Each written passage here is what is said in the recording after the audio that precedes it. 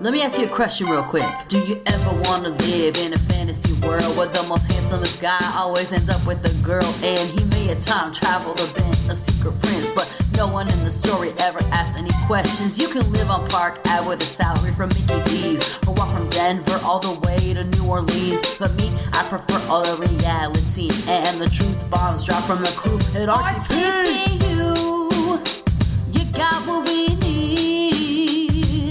Cause these movies are a chore, but you keep us wanting more. RTPU, you got what we need. Cause roasting is your technique. I'm gonna tune in every week. Hey, hey. Laters, baby. But not too much laters. Cause you got what I need. Okay, I'm ready. I'm ready to talk about it. Y'all ready to talk some shit? Yeah, bad shit. Paige, put Jock Jams back on track 2. It is Jock Jams, isn't it? Fuck, what song is that? It's track 2. It is track 2. No, Mikey is absolutely right. It is track 2. I don't remember what it's called, though. Are we talking Jock Jams Volume 1? Yeah, the OG Oh my Jock God. Jams. Oh my God. Oh my God. That is the song Get Ready for This by Too Limited. Mikey was right. I am truly an idiot savant. Yeah, he remembers when Magic the Gathering was created and Jock 93, Jams. baby. As you can see, that part of my life, those were big deals. Hell yeah. I'm just out here shooting free throws. Dead. I know what I'm doing tomorrow on the way to work. Just rocking to Jock Jams, baby. I'm sure there is a Jock Jams master playlist mix. Oh, on Spotify that has over 1 million followers. I guarantee it. It's just that song and Gary Glitter. Let's start, please. We've been talking about I've been Jock recording Jams for 5 minutes. Yeah. I mean, it's because this movie sucks so bad. Yeah. Thank you for tuning into Romancing the Pod. You had us at hello. I'm Paige Wesley. I'm Mikey Randolph. And I'm Todd Schlosser. And this week, I tortured you guys with the Jock invention. Jams. Oh, no. The invention of lying. It's so funny you say that, Paige, because I literally just tweet out, if you don't start every podcast episode with a 5-minute discussion about Jock Jams, get your life right. Are you even podcasting? You mean when I called out what track Get Ready for This was on? Blind. You My fucking memory? knew, man. Blind, You fucking Mikey. knew. It wasn't like you Wait, were looking okay. at it. You nailed it. No.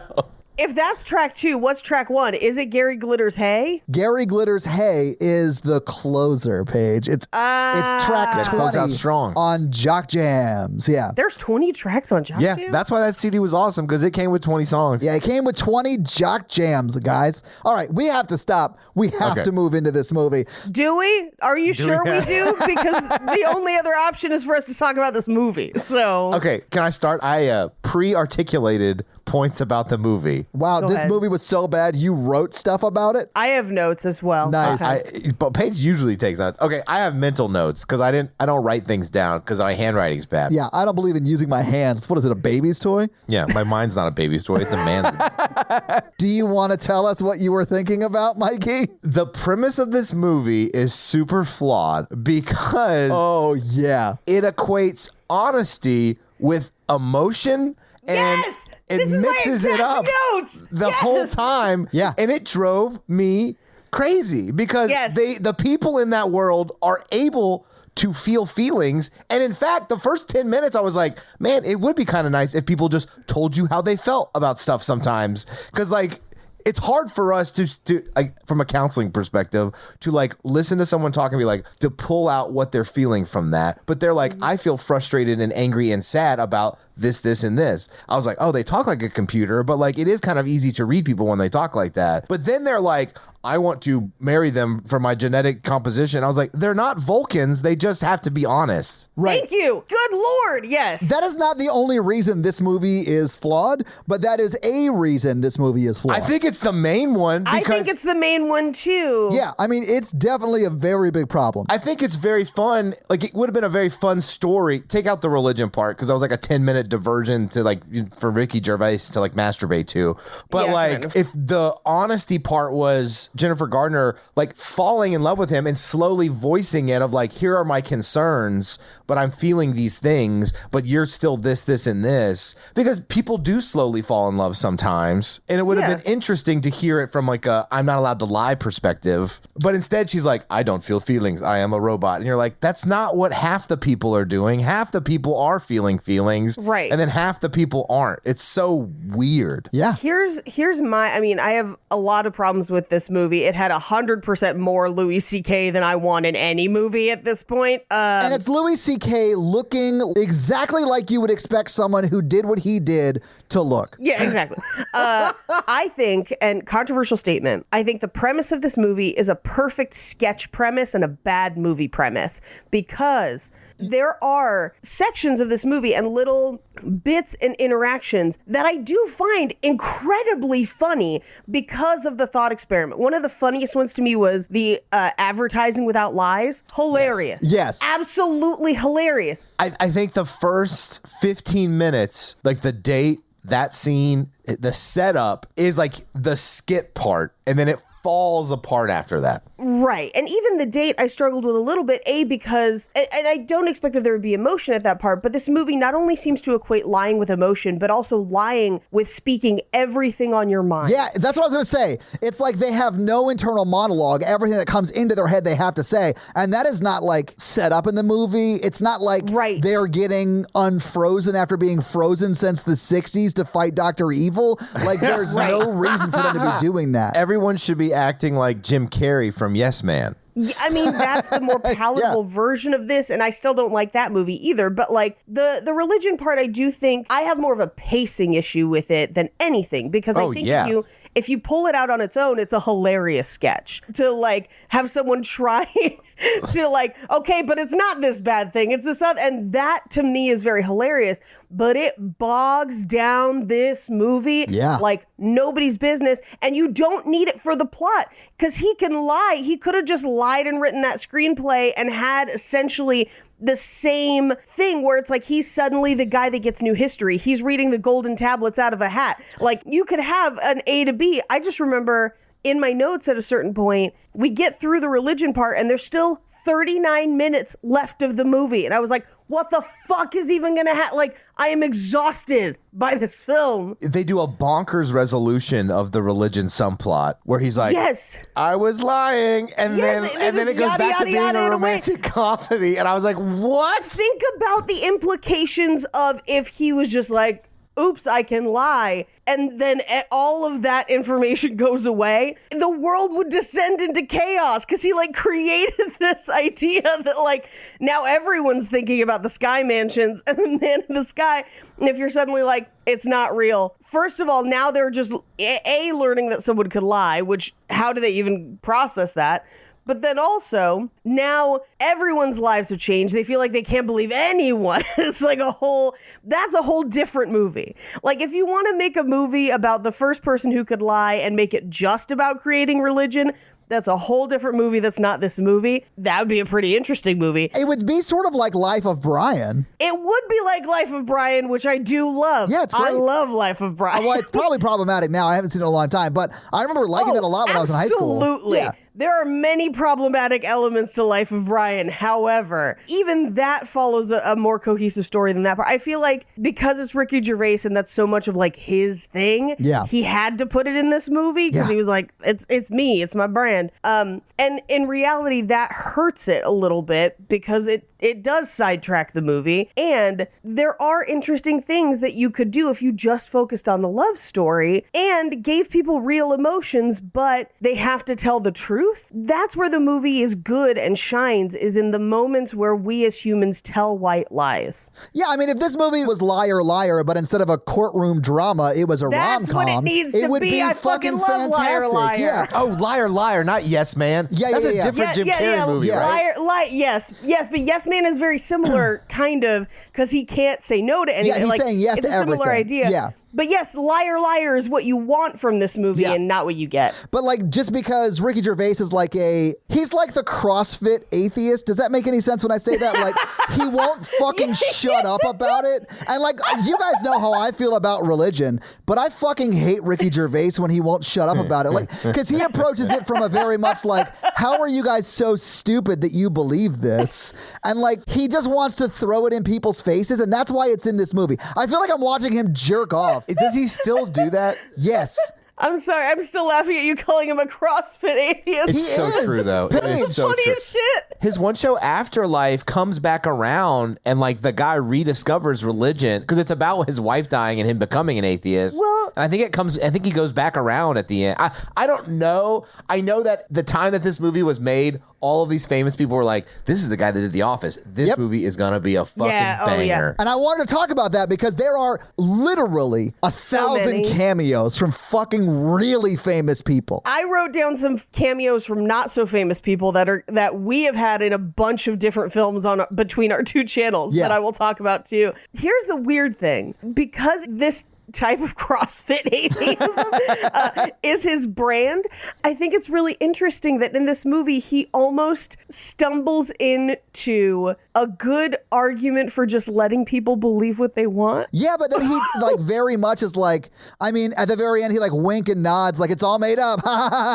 Like, I mean, I probably agree with Ricky Gervais way more than you guys do. I hate the way he talks about religion because it's like super reductive and mean, and there's no reason there's no reason to be mean about it. That's true. And this whole movie is reductive. That's the whole problem with it not having emotion. So like, as a whole, it's the problem. It also treats every female character like a side character in his main storyline quest. His main storyline And it's really gross. Like, this whole thing feels very masturbatory for Gervais. It's borderline incel. But when he's talking to his mom and he's like, I just want her to feel good as she dies. And the reality is like, nobody's been there and come back, so nobody knows. And he's just like, no, it's going to be great. And she's like, awesome, and dies. I was like, yeah, exactly. Nobody knows, so let her be happy. Who gives a shit? Yeah. Like, and then he just can't let it be.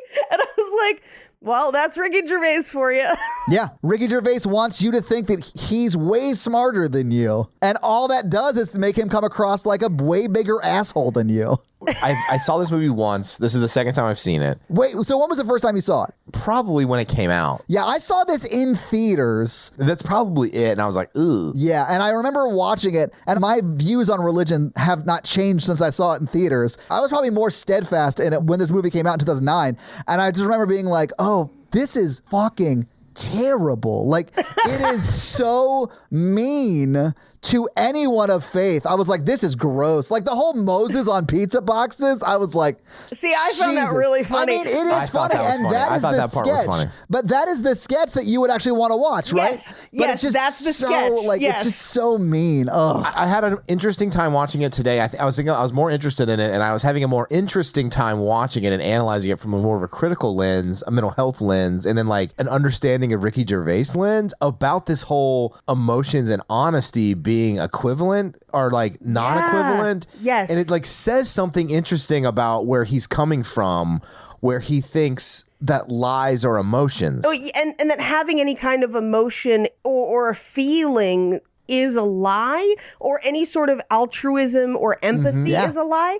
To be honest, it made me wonder, because it made me look at this from a lens of how does a person who may be neurodivergent in a way that social norms are not as recognized or not as someone who views society differently because they are neurodivergent, how does this movie feel to them?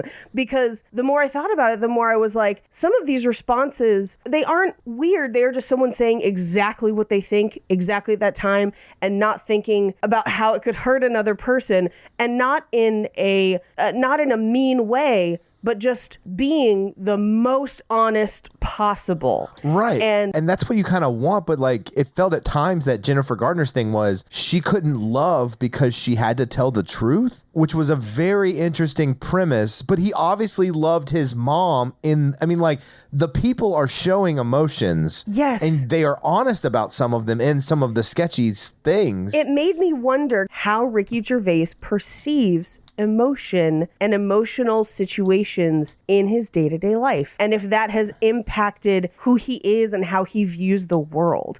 So as much as I really disliked this movie, the whole time I was like, is this how he feels? And I don't know that it's cynicism, which I think is the knee-jerk reaction, is to be like, what a cynical view. The more I thought about it, the more I was like, does he not experience emotion the way everyone else does? Or not everyone else, but just does he not experience emotion in the way that the three of us do? And is that why we're relating differently? No, because he writes the scenes with his mother in a very emotional lens. Yeah, so Paige, I think he feels emotion. I think he doesn't think anyone else feels emotion. And if you watch other people in this movie, Jennifer Garner doesn't have one emotion until the very end church scene. Which, like everyone else is very robotic. And that he is the only person with emotion. And then what does that say about him having the ability to lie? Is that like centered in emotion? I don't know. It's wild. Todd, that's a great point, and it brings my second major gripe.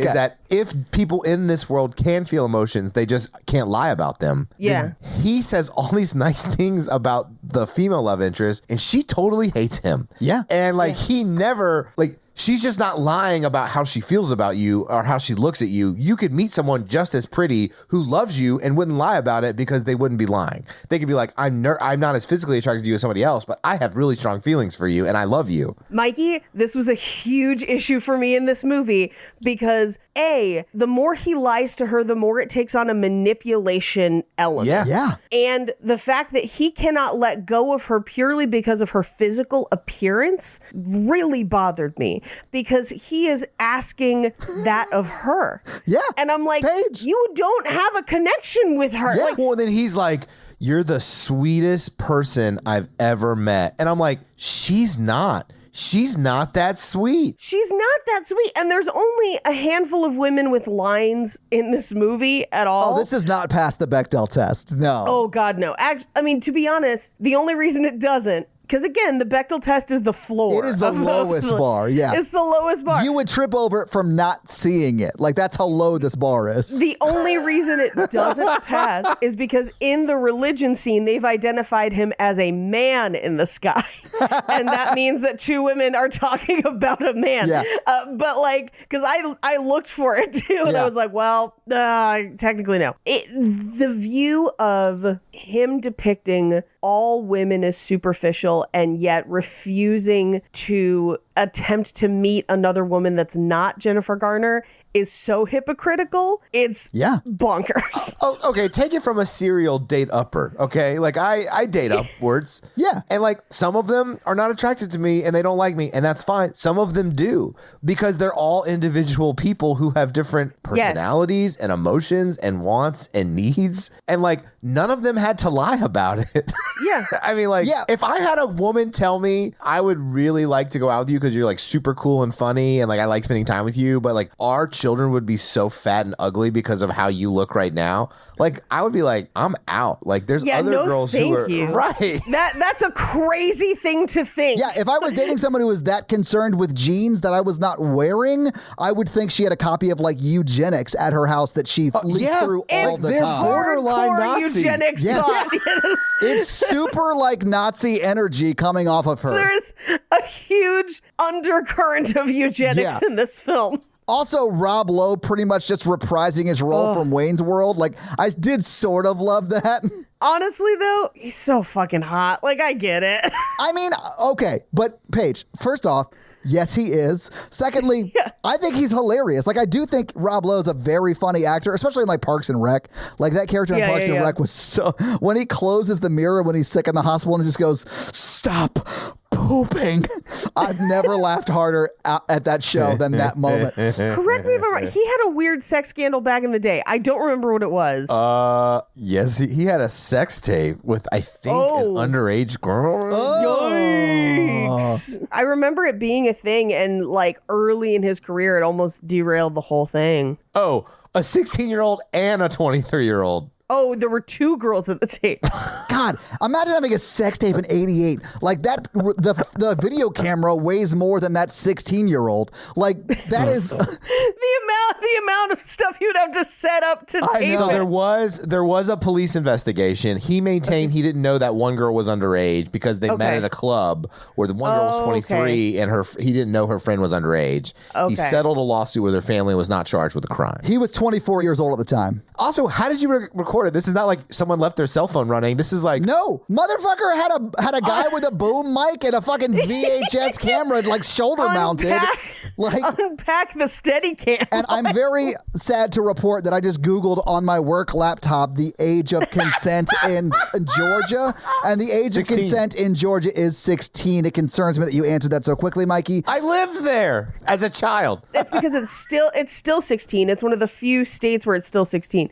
So why? I mean, I don't know. I mean, but Paige, the Republican Party in Tennessee is literally trying to pass make it legal to marry child brides. That makes me so angry because it's already happening too many places. Yeah. I've been keeping tabs on that, and I'm just like, I don't get to vote on that at all. And it makes me mad because I would Neither be do like... we, Paige. It's our state legislature just passing laws without our consent. Yep. I hate your state. I hate my state sometimes. But to get through the days, every time Marsha Blackburn, who's not our state senator, she's our federal senator. I watch you just troll tweet her all day long. She's the only person on Twitter I have an alert set up every time she tweets, and it makes me feel better about my shitty state. Anyway, but do you guys want to get into this movie so we can talk about it scene by sketch by sketch, I should say? Sketch by sketch. Not really. No, honestly, I'll be real with you. All I want to do is talk about the ultimatum. Fuck! Did you watch the last 2 episodes that came out today? Let's talk about the real romantic comedy I've been watching.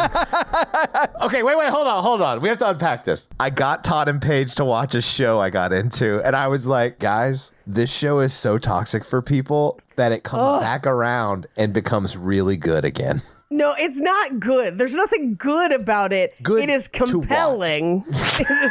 You can't look away from it, much like a train accident. If you have problems in your life, watch this show and you'll be like, I don't have problems in my life. Nick and Vanessa Lachey are the villains that the U.S. deserves right now, and I'm so glad that this show exists. I don't even think they realized how I don't think they understand how terrible this is. Faces half the time, and Nick Lachey is sitting there like someone slapped him. Like he has no idea what to say. Their face the entire time is just like, "What did we do?" Yeah. And it's like, "Hey, dummies!" Like I sat across from the table at Olive Garden, sharing some never-ending breadsticks and unlimited pasta bowls. Love it. With my friend Danielle, who's on the next season of Russian Doll. Very proud for her. Oh, so awesome. She was like, I watched this show. You have to watch this show. She got like a bunch of our friends all into it. And I was like, okay, why? And she was like, here's what's up. Here's what happens. There's an ultimatum. One of them wants to get married. The other one doesn't, which step one, bad plan. Yes. Or have kids and the other one doesn't. But if you're at that ultimatum stage, you should already be going to marriage counseling, or couples counseling or something. Or just break up. Just break up. Yeah. Anyway, so there's that. But then they go here. They have to break up and date one of the other members of the other couples. Not like date a stranger. No. It has to be one of the other people from the other couples. Paige, they have to live with them for 3 weeks, and not live just with them date for 3 them. weeks, and then come back and live with the person they came there with, who they probably already should have broken up with for 3 weeks. And it is a train wreck. This is ground zero nuclear explosion levels of badness. Every time I think it hits rock bottom, we like go to a different layer below the earth. It is like... You're just like, we're below the crust. There's mole people now. We just have been live tweeting it to each other in our group chat in just all caps, like, no, don't propose, no, just so insane. And dude, the reunion, fuck, you guys got to see the reunion. No spoilers. I haven't watched the finale. I didn't even know there was a reunion episode. Watch it today. It was today. There's one girl that Natalie and I have been like, I just wish we could introduce her to Mikey because they would be perfect for each other, because she's got a lot of teeth. She's super into getting married and having kids right away. April? Are you talking about April? Yes, I'm talking about April, Mikey. Yeah. I can see that. She does have like her shit together. She does, yeah. I do feel like at the end of the season, after the reunion episode, she's the only one I was like, okay, she's the only one who's not like a villain. Yeah. Honestly, though, yes. But it's almost like Hunger Games where like, besides Katniss, they're all kind of dicks. Hey, Rue was not a dick. How dare you talk about PETA like that? Oh, PETA with his arms that smell of bread. Anyway, should we get back to this movie? Yeah, we definitely should talk about this movie because I can't talk to you guys all night. I know. Well, that's your mistake.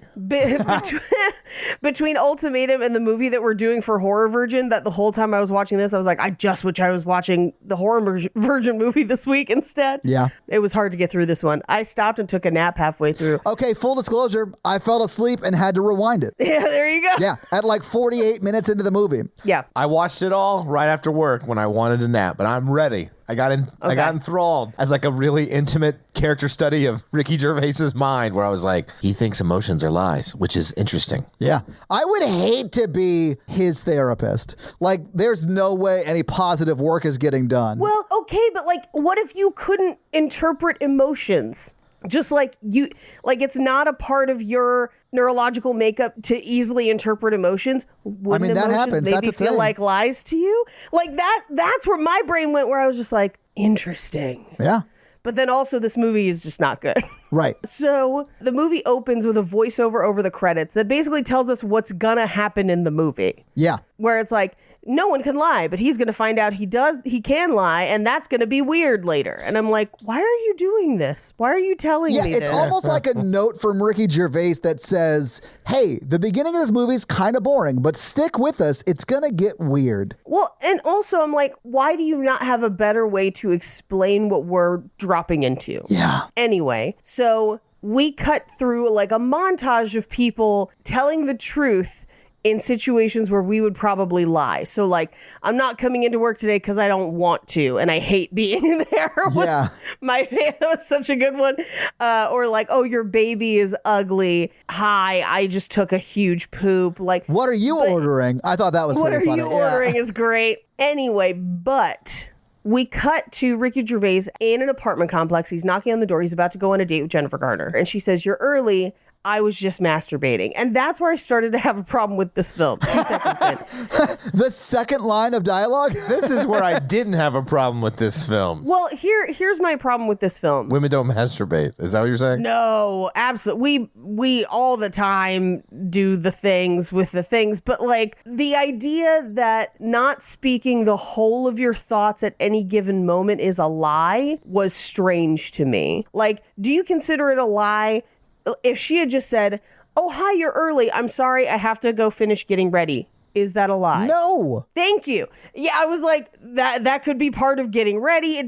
He doesn't need to know that. And the whole, like, I'm feeling pessimistic about our date. Like, it's just stream of consciousness. Yes. And that's how everyone in this movie functions, is not just that they can't lie, it's that every single thing that they think comes out of their mouth. Right. Which is why Liar Liar's the better flip of this. Yes. Because it's not just everything is coming out of his mouth. It's when people are asking him to say things, or when he's trying to, coerce people to do things. That's when it becomes a problem. And so that's one of the big hangups for me in this movie, is that it makes your dialogue not very interesting. There's a few funny bits here or there, but it makes it kind of a slog to get through. It's sort of a boring movie. It's a very boring movie. Yeah. Anyway, she finishes masturbating.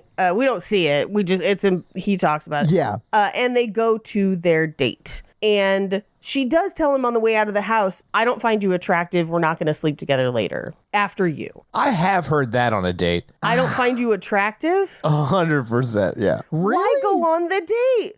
Well, they were already on the date, it sounds like. Yeah. I mean, sure, but why say that to someone? I need more context. I think at the end of a first date, At the end of a date, I understand it a little bit more. I wouldn't phrase it that way, though, Paige. Oh, I've had some pretty poor phrasings. So give me your favorite top 3. Okay, I'll give you 2 negatives and 1 positive that's also negative. Okay, all right, hit me with it. Count it down. Number 3. This was like the most normal. I think this is like most people get on a first date. If it's not you don't like them or they don't like you, it could be physical, it could be emotional. Sure, yeah. whatever. Could be personal. I'm just not feeling that kind of romantic connection. Oh, yeah. Yes, that's what I would say. I've given that one. I've received it. Yeah, I think that one's fully fair. Okay, Todd. Number 2. I feel like that guy from SNL. I'm just not attracted to you like I should be for someone I wanted a partner. That's a little bit harsher. Was mean. Yeah. Yeah, that's a little Jimmy Fallon, Tina Fey. Rue McClanahan. Okay. Oh, wait, no, it's Bobby Moynihan. Sorry. That's yeah, Rue McClanahan. I was like, I don't think she was on SNL. I'm like, who is that? Okay. Number 1. The weirdest thing I heard is a first date. It went really well. Oh, all right. We were back at her place. Oh, hello. And we were going to make the magic. The witch magic? With the 2 Uzis. Yeah. And then she said, I've never had sex with a fat guy before. Oh, man. That's terrible. I have had the female equivalent of that phrase said to me, and that ended that interaction. That ended for me too, Paige. I said, well, that. I was like, boo. And then I was like, I don't feel sexy at all. I have to go home now and cry. Yeah, well, and the guy tried to clarify, and he was like, I meant it in like a good way. And I was like, No. I don't care how you meant it. You didn't need to say it. But it definitely relates to this movie because I feel like it was like a stream of consciousness choice. Yeah. It feels both fetishizing and awful at the same time. That's what I was going to say, Paige. Like, it feels wrong on a few levels. Yeah, and at that point in my life, I didn't want anything like that. I probably would go through with it today. It's been that long, Mikey? Post-COVID Michael is different and dead inside. Mikey is slumming it, ladies! Oh, my God. I haven't dated much. Work has been a lot. You're putting yourself back out there. I'm proud of you, Mikey. You're doing what it takes to get yourself back out there, and that's hard. So I'm happy for you. But yeah, I mean, just a couple weeks ago, I called y'all because I got Venmo'd half my check back with the "I'm not feeling a romantic connection at this time. Please try again later." But that check then paid for a bucket of... It did. A bucket of chicken. Yeah. By the way, Mikey, after watching you eat that bucket of chicken over fries, I was craving it for days and found out that there's a restaurant near us that does it. Nice. And went and ordered it and ate it after I had been out doing comedy at like 2 a.m. and immediately regretted it. Like, I felt terrible. But also, I got curious and looked back, because burned me twice, shame on whatever, So I looked up it again, and the restaurant will not sell them on DoorDash anymore. And I was like, come on now. no, why? So wait, you had a bad experience and you were like, oh, I'm going to give him a second chance. Yeah. It's not just dating. It's DiGiorno. See, Todd, I feel like maybe you've never Uber Eats as a fat person before. I can't say that I have. But sometimes we'll give that bucket of pain chicken another chance. Anyway, they get to the restaurant. And I do like that the waitress walks up and just says, I'm threatened by you. Yeah. But again, this is another example of, people just saying everything that's on their mind. Like when they sit at the table, the Right. waiter comes up, who's another famous person. Martin Starr. It is Martin Starr. And he starts with, I'm embarrassed that I work here. You're very pretty. And that makes it worse. Yeah. And here's the thing. Again, as a sketch, very funny. Yes. And his delivery of it, perfection. Yeah. Not everyone delivers it great. I think Louis C.K. has some of the best and worst line delivery in this movie. Yeah, he's all over the board. He's all over the board. It made me uncomfortable watching him regardless, but then also occasionally he was the worst. But then every once in a while he'd say something in such a funny way that I was like, God damn it. I don't want to laugh. Yeah. Anyway, so they order drinks. Her mom calls and she's like, no, I'm way out of his league. And she basically just rapid fires questions at him like, do you have a job? No. And he kind of asks about her. She's like, I like it. I enjoy having money, but I wish I didn't have to work and I could just have the money. I spend money on things I like. And I do find it pretty funny. It's still a stream of consciousness, but this idea of I wish I didn't have to work at all, but I do like having money. And I was like, ain't that the truth? Yep. I don't think there's anyone on this planet who wouldn't say that now. Agreed. I mean, I think if we were all super wealthy, we would still do things though. We would because we're all creative people. Yeah. We would all have creative pursuits, but it wouldn't be our day job. It would be leisure. Yeah. Yes, I would finally get to do pottery. I want to do pottery too, Mike. I have a couple friends that were talking about doing a pottery class when I have some sort of mythical free time, because we want to make our own serving ware. But like, I demand if you ever do this pottery class that Mikey and I come out there and do it with you. Pottery classes are more than one, Todd. There's 6 weeks. That's fine. We can stay out there. We'll Airbnb it. We'll only need 2 spinning wheels though, because Mikey will have one and you'll have one, and I'll be behind Mikey. Ghost Mikey. Yeah, exactly. So she basically throughout the date is like, I'm having a good time, but you're not hot, so no. Right. I want to have the perfect Aryan children. Yeah. That's basically what she says. She does also say that he looks like a frog in the facial area, which I was like, cruel, but... I mean, Ricky Gervais did write this movie, and he knows what he looks like. Like, I didn't feel bad about that joke. I do appreciate people who know what they look like and are just like, this is what it is. Yeah, this is me. I love that. Yeah. I aspire to be that. I did also think, and it comes back in a couple different scenes of her ordering a Caesar salad with chicken. Yeah. Because she thinks she's fat, but she still wants her food to taste good, which is extra rough because it is Jennifer Garner, who is not fat. She is gorgeous, very skinny, but yes. it just shows that like that's some of the parts where the stream of consciousness is very interesting because it's very revealing about societal pressures, but the fact that she has no emotion over that is frustrating. Right. She is a robot. Anyway, they get back to her apartment and he's like, I know you're out of my league and you just did this as a favor to Greg, but thanks. And she just says, I had a better time than I thought I had. I'll call you tomorrow when I'm less drunk if I like you. Yeah. And gives him a kiss on the cheek. But if it was on the mouth, you guys would be like, she's into him, right? Cheek, I would still say there's a chance. I mean, guess. I don't know. If she kissed you on the mouth, Mikey, I would say that there is a chance after the second date, she's going to Venmo pay you for half of the cost of your date. And then be like, there wasn't a romantic connection for me. I am so thrown off by that one date alone that I'm just like, I mean, next time a girl Venmos me have to check to tell me that she's not into me, I'm Venmo requesting the other half of the check.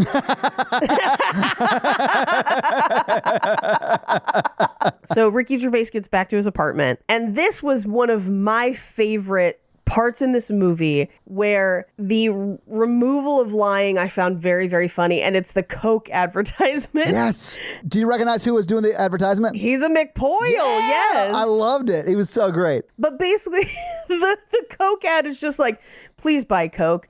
It's just brown sugar water. It kind of tastes too sweet. We haven't made any changes recently, so I can't necessarily tell you that you should like buy Coke if you haven't been buying Coke, but please don't stop buying Coke. Hilarious. And then the callback when he sees a Pepsi ad that just says Pepsi when they don't have Oh Coke. my God. That was the whole so Coke thing funny. is like, drink Coke, we're the most popular. Yeah. Yeah. People like us. You like us. Please keep buying Coke. But and it's that also that thing of like anytime you go to a restaurant and you're like, yeah, can I get a Diet Coke? And they're like, is Diet Pepsi okay? And you're like, no. Fuck, I guess. Spit in a cup and let me drink that. That's better than Pepsi.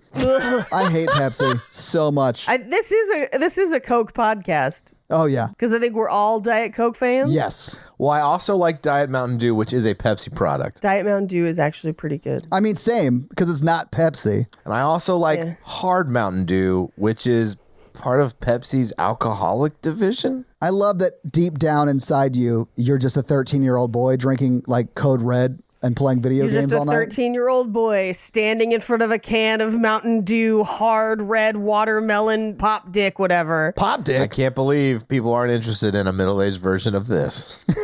Dating is so hard in the modern time. How hard is it? I've had 2 full-on breakups from women that I've never even met before. Oh, are we talking about that now? Yes, we can't talk about it because I shared it with Paige and Todd. They were amazing. I could not believe, like, they literally broke up with you and you never even had a date. You were just talking about having a date. I was like, can we reschedule a date? And they were like, I got a wall of text. Yeah. And, you know, I'm a professional. So I was like, you don't want to end every argument with like, you need therapy. But like with those 2 in particular, I was like, I didn't say this to them, but I thought to myself, I should tell them, I don't know if you're ready to date because I don't think you've handled issues from your ex because I was like, you guys are projecting all over me and not in like a good way, like a very bad way. If there's a lot of emotion involved in something, there shouldn't be. Like there should be excitement about meeting someone new that you click with, but like there shouldn't be like heavy emotions there. That's a red flag either way. You know what I mean? Yeah. Well, I mean, but also relationships can't be successful if you're not willing to talk out those issues, but also talk out the things that are happening in the moment, not things that have happened necessarily in the past with someone different. You can't hold the sins of the people before against the person that you're with now. And that's very difficult to do. But like when that happens, because sometimes it does, sometimes your emotions get away with you, you do then also have to take a step back and say, I'm sorry. Here's why I reacted this way. Let's talk about it. And it seems like I don't think either of those ladies were ready to do that. Those walls of text were nuts. Oh my God. I was like, maybe I shouldn't be dating right now because I don't know if I can handle this every time. Both of those reactions were very strange. Yeah, you shouldn't have to handle that every time. Yeah, that should not be someone's reaction. But ultimately, they did you a favor in a very mean way. Like, you just didn't want to meet them because of whatever they're going through. And that's their journey, and I hope they find their person. But I'm not going to let them hurt my Mikey. Because I love Mikey. I wasn't hurt. I was frustrated and confused was the emotions. I was frustrated and confused because I am a robot. No, but like if you get a wall of text from someone you've never met in person, you've only messaged back and forth with a few times because you keep it simple until you meet somebody because that's when you really like click with somebody, and you get a wall of text that's like you rescheduled and therefore I feel betrayed, I feel this, you're not giving me respect, blah, blah, blah. It's like, I'm dating 5 other guys that seem more interested than you do. Oh, that one was crazy. But it's like, that was the red flag for me. This interaction has not warranted this level of emotional investment. You have not met yet. Yes. You have not met yet. And it's not a case of like, hey, we've been texting online for 2 years and never met and we're going on the show Catfish. Like this, you texted back and forth for a couple days.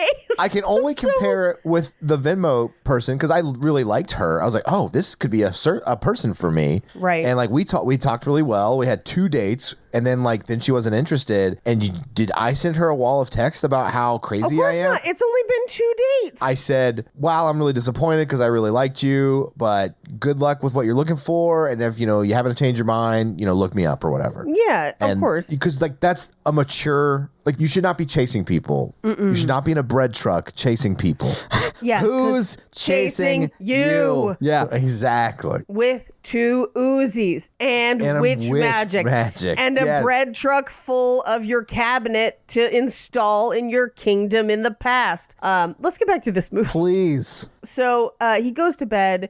We cut to the next day on his way to work, and he's in the elevator with Jonah Hill, who's his neighbor. And Jonah Hill expresses a desire to self-harm. Not just self-harm. Kill him. Attempt the ultimate suicide. Self-harm. Yeah. Yes. It sounded like he attempted suicide last night and threw up the pain pills. He had attempted multiple times, it sounds like, and had not completed suicide. Okay, here's another part of the movie about this lying, emotion, mixing them up kind of thing of he's not concerned about this guy until later on in the movie. Yes, Yeah. and lying and concern are 2 different things. He can be concerned and show empathy and care about what Jonah Hill is going through without lying.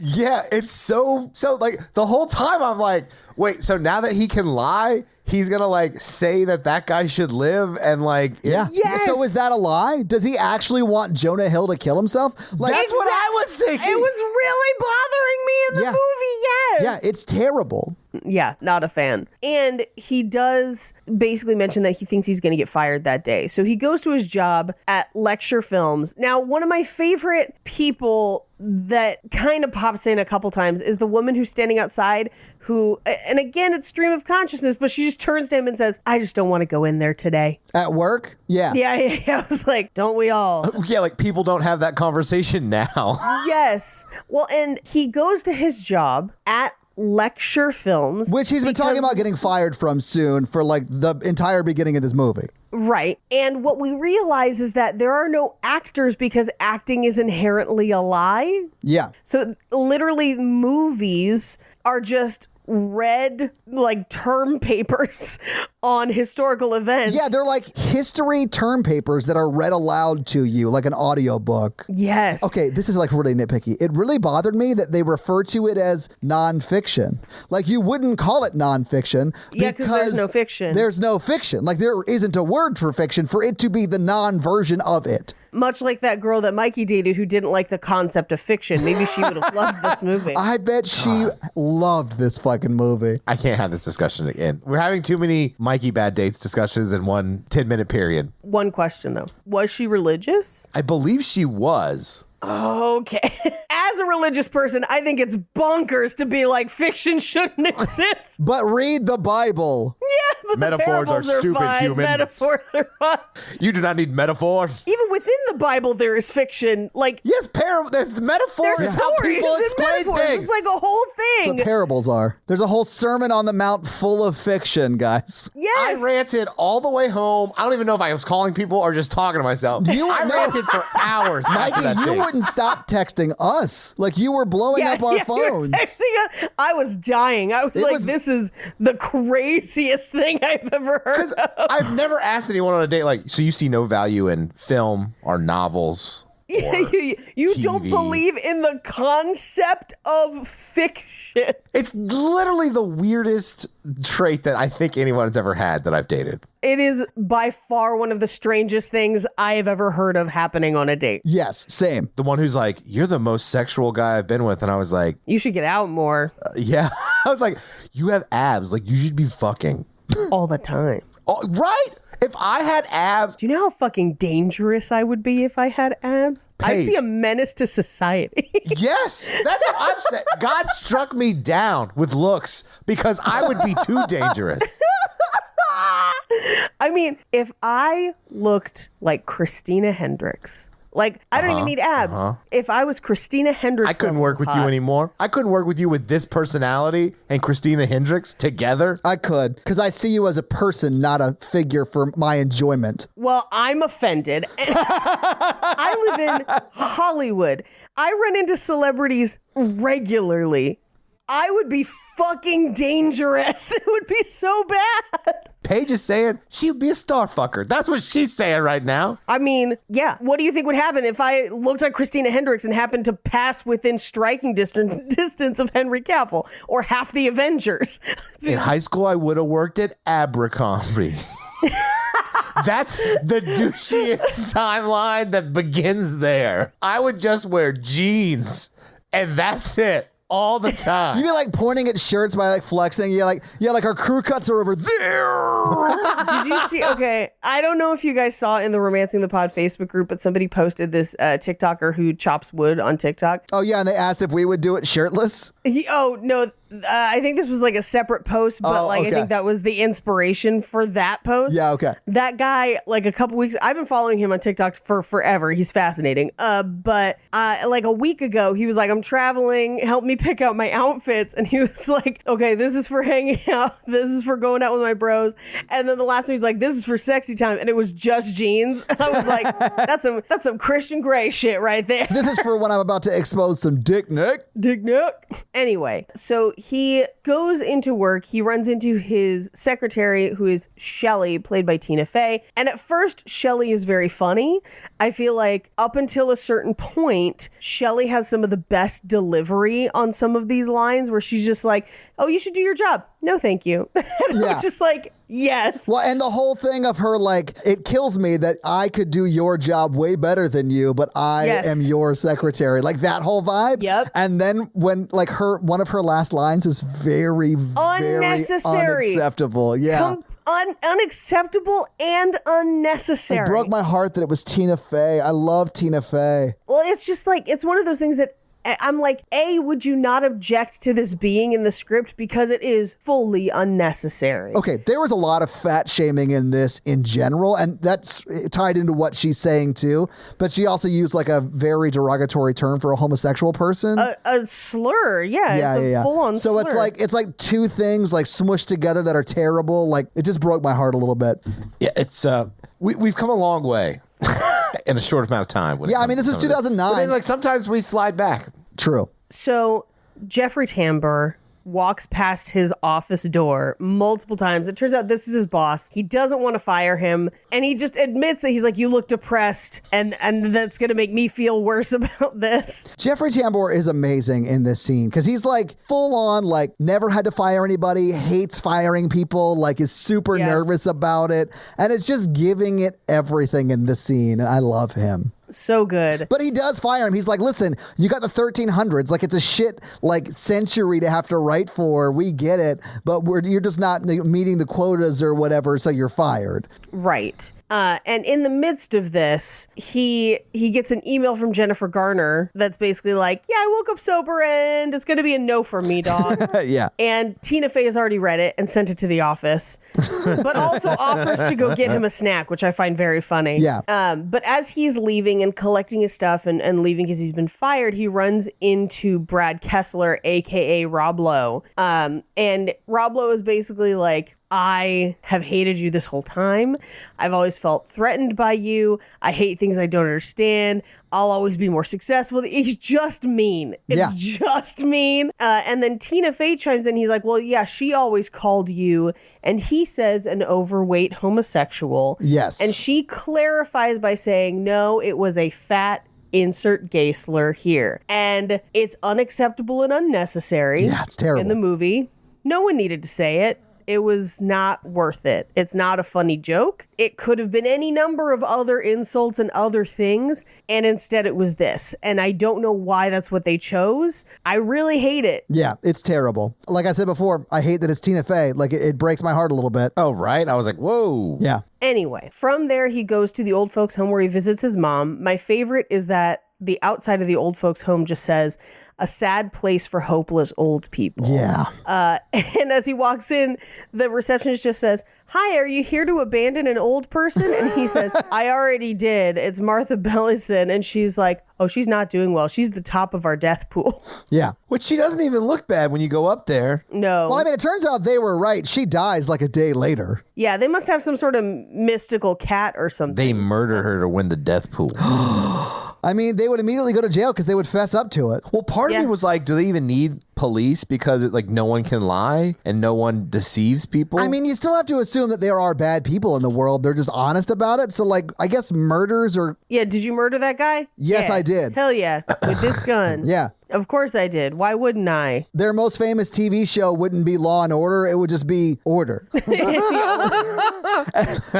Welcome back to Order. Yeah, I was going to say only one. So he helps her with the remote. But she's clearly kind of older, and he's expressing some frustration about how his life is going bad and he's a loser. And she's like, I don't think you're a loser. I love you. And then he calls his mom a loser. Yeah. And he's like, well, you're a loser, Mom. We're all losers. Yeah. It's crazy. I don't know. It's gross. I hated it. Yeah. He goes back to his apartment. He wakes up the next day and his landlord's like, I'm here for the rent. And he's like, yeah, I just got fired yesterday. And he's like, yeah, that's why I'm here. How much do you have? Yeah. And he basically evicts him on the spot. Yeah, he gives him 1 day. He's like, well, because Ricky Gervais is like, I only have $300 in my bank account. And he's like, cool, well, rent's $800, so you have to leave by tomorrow. Right. So Ricky Gervais goes to the bank and he goes to withdraw basically everything in his account. He knows it's $300. Their systems are down. The system is down. Oh, how dare you throw a light switch rave while we're talking about the invention of lying. Fucking Strong Bad? Homestar Runner. Well, yeah, but that was a Strong Bad sketch, right? It was the emails, I was right? like, I'm so lost in this reference. I don't remember if it was Strong Bad or if it was just general. I think because it's the system is down, and I think that's... Which is Strong Bad, right? Yeah. I don't know why, but the system is down. Trogdor the Burninator and the Ugly One have always stuck with me, and I do not know why. Chips are no place for a mighty warrior. Teen Girl Squad. Fucking love it. Girl Squad's amazing. So dumb. I hope whoever did Homestar Runner made a shitload of money and is now making like cartoons or something. Or commercials. Probably more likely commercials. Anyway, because the system is down, they're like, how much money did you have in your account? And so he just says 800, which by the way, he should have said way more. Anyway, they just give him the 800. When it like zooms into his brain and you see like the lie starting to like build or whatever, and then it comes out and he's like, it like builds to this moment. And I thought it was going to be like $100 million. But instead he goes, I promise I will never die. Exactly. But instead he goes, $800. And I was like, well, then you're fucked for next month. Like, what are you doing? Yeah. His lies get bigger. This is his first lie. That is true, Mikey. You do normally start small. You're right. That's true. And as he's about to walk out of the bank, the system comes back up and they're like, oh, it says you only have 300. don't worry, we'll fix it. It's probably on our end. Sorry for the inconvenience. Yeah. Bye. And he walks out and pays the rent. So we get voiceover of him like, it's hard to describe. I said something that wasn't. And we cut to he's at a bar with Louis C.K. and Philip Seymour Hoffman as a bartender. And he's trying it out. And he's like, my name is Doug. And they're like, hi, Doug. I can't believe I never knew your real name. And it's just an exercise in yes-anding. But it is. It does feel like an improv teacher trying to teach people how to yes and you just tell them, you just have to assume everything is correct and you have to go with it because that is what they're doing. Like the whole, when he says he invented the bicycle, Louis C.K. was like, I didn't know you invented the bicycle. And then Philip Seymour Hoffman goes, can you get me a discount on a 10 speed? Like, I don't know why that made me laugh so hard. It made me laugh too. Philip Seymour Hoffman's lines in this scene are the funniest, where he's like, I'm actually a German pirate. And he just goes, Guten Tag. Yeah, it's so good. I miss Philip Seymour Hoffman, man. That He's is so a great. fantastic wig. Oh, Philip Seymour Hoffman. I know, man. And he basically says, in a joke that has aged incredibly poorly, if you could make the world the way you want it to be, if you could do anything, what would you do? And Louis C.K. just says, touch boobs and maybe have sex with them. And I was like, yeah, that's not great. I need to shower. Yeah. And he says, okay, let's try that. And he passes a whole street of perfectly acceptable women who just don't look like supermodels until he runs into Stephanie March, aka the former Mrs. Bobby Flay. And he says, the world is going to end. You have to have sex with me right now. And she says, do we have time for a motel or do we have to do it right here? So they go to a motel. And at that point, he realizes how icky it is, how he has basically tricked someone into this. Which I was glad he realized that. Oh, me too. Like when you first see this, you're like, oh my God. No. And because it's like uncomfortable, but not like the funny uncomfortable. It's like we're about to watch a sexual assault uncomfortable. Yeah. But it doesn't devolve into that. Like he does sort of It doesn't. get out of it in a way. That's right. He picks up the phone and goes, yes, hello, NASA, which I thought was hilarious. Yeah. And then it's like, funny. oh, we don't have to have sex. We're in the clear. And then she like, We're going to live. but then, I don't know. This is another one of the reasons why I hate Ricky Gervais as a writer, because when he says we don't have to have sex, she doesn't react like thrilled that they don't have to have sex. She acts like thrilled that the world's not going to end, but then asks him to stay. And I was like, and he doesn't. no, I know. But that's not how that would go. She'd be like, oh, thank fuck, I'm leaving. Yeah. Yeah. I mean, maybe. It depends. I mean, the world ending is pretty horrible. Yeah. Are you saying that if the world was ending in your mind and then the next, like 5 minutes later, it wasn't, you would then want to bang Ricky Gervais? I'm confused. I think they would. She had a huge emotional release, and Yeah. they had a trauma. She had a trauma bond with him. Yes. So she wanted to have sex with him? No, I could see that happening. I mean maybe. I'm just putting myself in that situation. If I legitimately thought, because she fully believes it, if I legitimately thought the world was going to end and then suddenly it wasn't, celebrate life. We're still here. Oh my God. Think about the movie Speed. Yes. Like that's the perfect example of like a trauma bond. But also it's Keanu Reeves. Right. Yes, but picture it with like averagely attractive people. Like picture me as Keanu Reeves saying, I wish you were taller. I'm taller. And then like decapitate the guy because I fucking love that movie. But then like you want to hook up to Sandra Bullock because she saw you be a badass. She's into it. She was a badass. Let's not make it weird and make it a person. Like let's say Philip Seymour Hoffman instead of Keanu Reeves. I'm still, like we lived. We survived. Let's fucking celebrate. I found her reaction understandable. That she wanted him to stay? Yeah. Trauma bonding is real, bro. Yeah, that didn't surprise me at all. I just don't think ADA Alexandra Cabot would be into Ricky Gervais. I mean, here's the thing. Under normal circumstances, no. But if this is the movie Armageddon, yes. Yeah, Oh. she believed that he was saving the world. Right. I honestly cannot believe that you guys are like, yeah, I would totally bone down Ricky Gervais if I thought the world was ending, then 5 minutes later realized it wasn't. Like, that is a bonkers stance in my mind. Here's the thing. I don't, like, for Ricky Gervais, yeah, it might be tough, but I'm just saying, I'm not saying I would never bone down a person that I suddenly didn't have to bone to save the world. Does that make sense? That makes sense. See, Mikey gets it. Like, we don't have to bone somebody. The world has ended. Now you have the option, but you're so happy you're alive, you're going to do it. Why not just go home and bone your loved ones? I mean, we don't know that we have loved ones in this scenario. I don't have loved ones. Todd. Well, okay. I'm so sorry. I didn't mean to like throw my relationship privilege all over Sandy you. B and Keanu did not have relationships in Speed. Wasn't Keanu a cat? In the movie Keanu, yes. But not in Speed. Although I kind of wish he was. Imagine Speed with a cat. I need to watch Speed again. But anyway, I mean, like, yeah, my younger career days, like I've trauma bonded with quite a few people and it never works out. But also, like, take that out of it. Take personal experience out of it. If you truly believed that for like 20 minutes that sex with this person would save the world, and then they're like, okay, we don't need to do it. But like, wouldn't you be like, what made scientists think that this sex would want to change the world? Is it that mind blowing? I've already set my brain to it. Yeah, I've got to know now. Yeah. I want to know what love is. I want you to plow me. Sorry.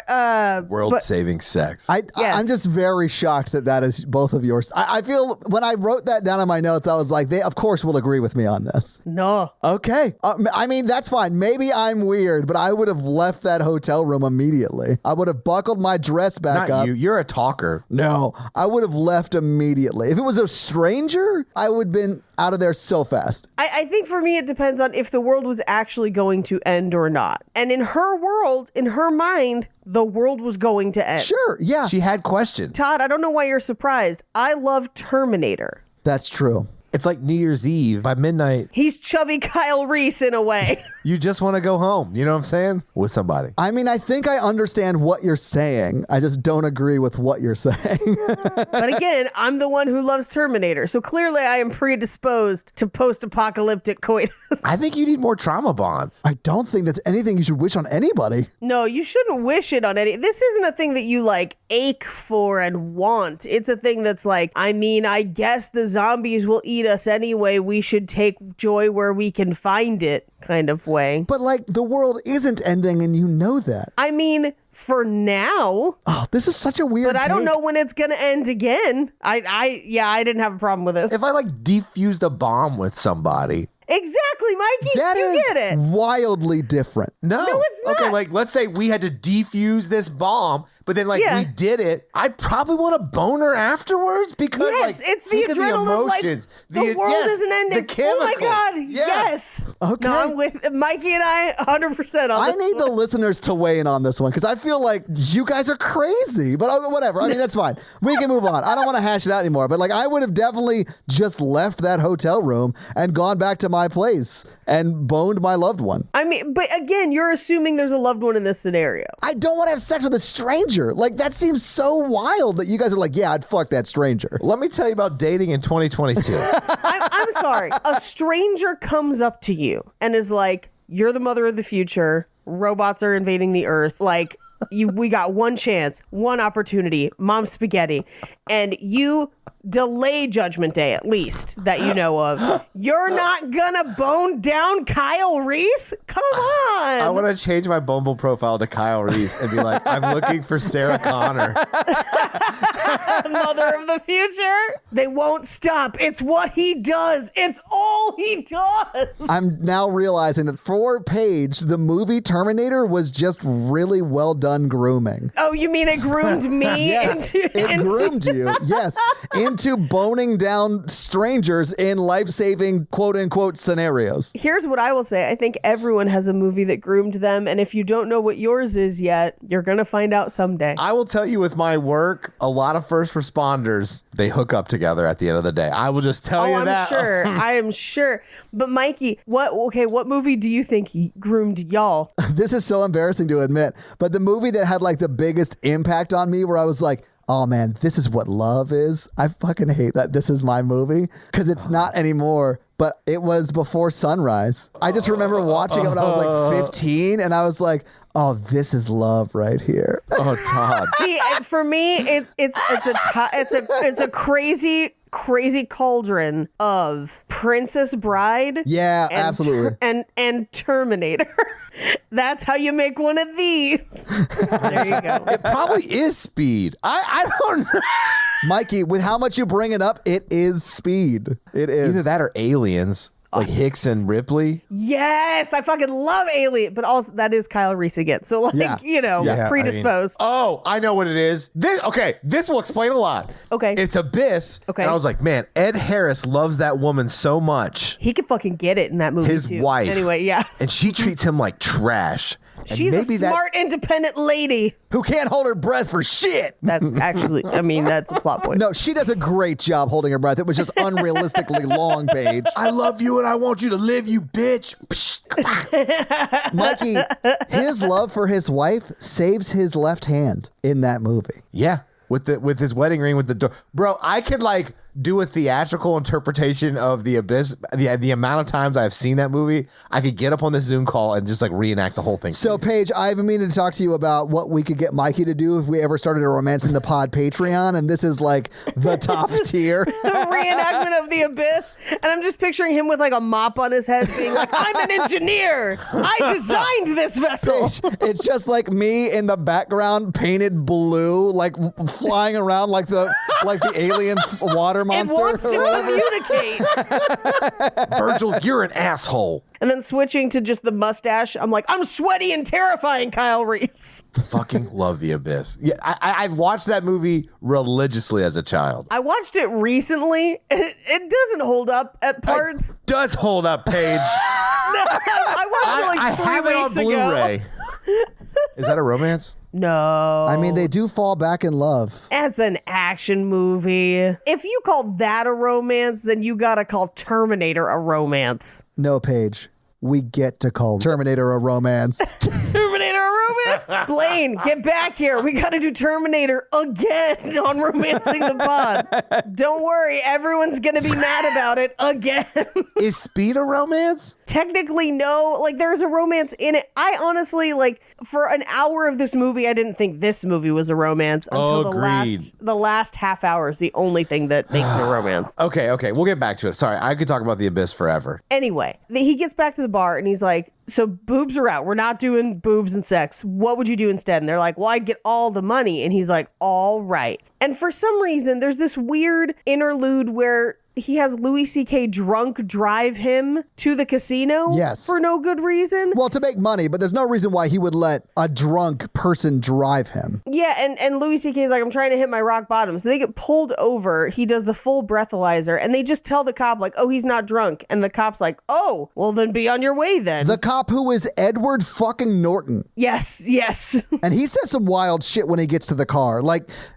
Oh man, this movie is very cringy at some points. Yeah. Well, because it is that stream of consciousness. It's it's not them lying. It's them saying exactly what pops into their head at any given time. And unprompted. There's no reason to have said what Edward Norton says when he walks up to the car. Right. Anyway, we get to the casino and they cash in for chips. And my favorite is that the woman cashing them in is like, by the way, every bet is slightly favored towards the house. In the long run, we'll win it back. And then they run into the cocktail waitress who just says, I can't be a stripper, but can I give you drinks? Yeah. Which, again, is not necessarily telling the truth. No one asked. No. That is just stream of consciousness. Right. She's been frozen for 50 years and now is going to fight Dr. Evil. It doesn't make any sense. Oversharing with me is a thing that happens now. Yeah. Where I'll meet someone immediately and they'll be like, I wish I was a stripper, but instead I'm here delivering cocktails. I'm like, okay, great. I'll take a gin and tonic. Right. Thank you. And honestly, you shouldn't let go of your dreams.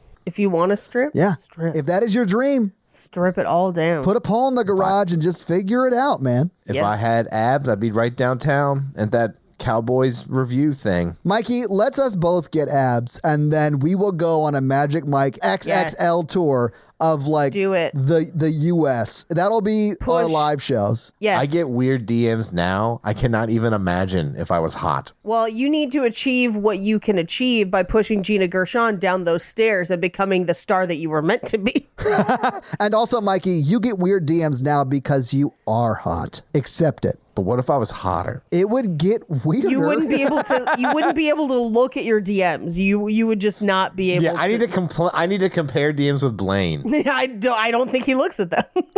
I think there are none, basically. He just ignores all of them, I think. Anyway, they go to the casino. They're playing roulette, and wherever the ball lands, he's like, oh, look over there, and just moves his chips. So they win a ton of money. Yeah. We cut back to his apartment where he runs into Jonah Hill again, and Jonah Hill again expresses a desire to complete suicide. But this time he's like, hey, don't do that. You're going to be okay. Let's hang out. Which I still don't understand why he couldn't do before. I guess we just have to take from that he is now lying, Paige. Yeah, I guess, which is like... It's dark. Emotions and lying are not the same. Anyway. Yeah. The same thing with he finally talks to the homeless man on the street. Yeah, we don't get to see what they say though, because there's like three different like music montages that's like an entire 3-minute song of just like montage junk. Yeah, and it's just like talking to the old people, talking to Jonah Hill, and he finally kind of like calls Jennifer Garner back, and she's like, oh, didn't you get my email? I'm not doing this. And he was just like, no, but I've changed, so we should go out on a different date. We should go out again. He agrees to pick her up the next day. We cut to, he sees on TV a I guess, lecture film about the Industrial Revolution written by Brad Kessler, and they say no one can write a better screenplay. And he's like, the hell they can't. And so he writes a whole new screenplay and then like dyes it in coffee, which seemed unnecessary. Well, he did that to make it look old because he didn't write a screenplay, Paige. No, he wrote what he wrote was history. And then he goes to Jeffrey Tambor's office and is like, listen, I know you fired me and I was really sad. And I love how Jeffrey Tambor was like, I knew it. I knew you were sad about it. It was so funny. He's just so great in this movie. And then he's like, so but good. I was in the desert and I was hanging out under a palm tree crying. And then I looked over and found a chest with this in it. And it does look like printer paper that he just dunked in coffee written on. Yeah, it looks like a 5th grade fancy book report that you're like in ancient times. Yeah. But the story he tells about like a spaceship crashing down into Babylon with a ninja army and a robot dinosaur and an alien king. And it's this like... Honestly, all he did was write the Patreonicals. Yeah, essentially he Patreonicaled his way into a screenwriting job. Yeah. I was going to say, he's like a child who first learns to lie, but like, that's the Patreon. Yeah, it sounds like it's right around the level of Axe Cop, but it's like, what are screenplays if not hard copied Patreonicals? Like, when you think about it. Yeah, that's the level of thought that Mikey puts into every episode of the Patreonicals. Like, he's dedicated to his craft of telling stories like a 10-year-old lies. Yep. So my cousin, who's a dinosaur, like... So this girl who liked me, no, she doesn't live in Canada. She's here, I swear. She's not imaginary. I met her at summer camp. So this girl I went on a date with, there were like 5 other guys there. Yeah. So everyone loves it. They love the screenplay. We cut to his date with Jennifer Garner, and he kind of just talks about his life as a child and that his dad was a burglar. Now, this is, again, one of the like little vignettes that's very, very funny. It'd be very funny as a sketch, not as a movie, but where he breaks in, he's like, oh, you weren't supposed to be home. I was going to rob the house. Well, now that you're here, I have to call the cops, so you could do that at home or here. And he's like, oh, I guess I'll come in. You want some tea? Like, it's a very funny interaction between the actor playing his dad and Stephen Merchant. But we then hear him talk about his mom and how he's going to buy her a mansion because now he's got this successful screenplay, this whole thing. Unfortunately, the phone rings and we find out that his mom is in the hospital, likely dying. She's had a major heart attack and will probably suffer another heart attack later that night, where Jason Bateman also informs him that it's fajita night in the cafeteria and he might want to go down there after his mom dies. Yeah, Jason Bateman is in this movie and kills it in this scene. Like, he's so good at that like silly, dry delivery. So great. So great. But this is the scene where this is the one scene with a true emotional core that he doesn't let any other characters have, where his mom is dying and she's like, I'm afraid because I don't know what comes next. Yeah. And to help her not be afraid, he just tells her that like, it's going to be great. Like, essentially describes a very generic heaven concept to her. Everyone gets mansions and dad's there. Tell him I said I love him. Like all of that stuff. Yeah. He like builds an afterlife mythos for her to like ease her passing, right? There's like so many puppies. Yeah,